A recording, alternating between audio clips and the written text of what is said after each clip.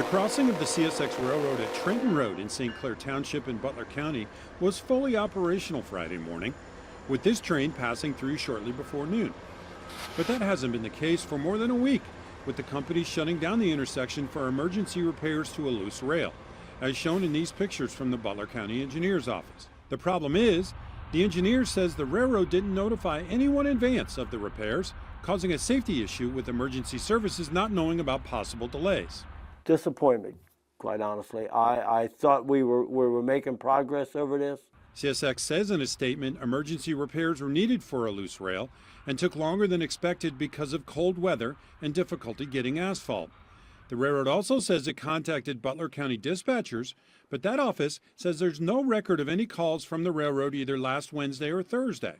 Wilkins also sent the railroad this scathing email this week, copying state and federal lawmakers as well as Local 12. He wrote, "It is disturbing to see the CSX culture of bullying local agencies into acquiescence hasn't changed in over a decade." Indeed, Wilkins says this isn't the first time this has happened, with unnotified shutdowns dating back to 2011. What are you going to do to try to hold them accountable?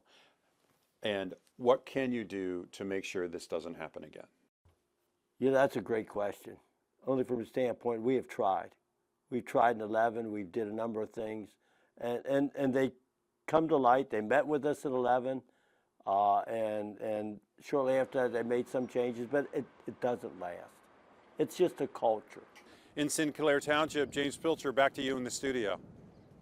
You can always get local stories right here on YouTube, but go ahead and hit that subscribe button to get notifications to stay in the know.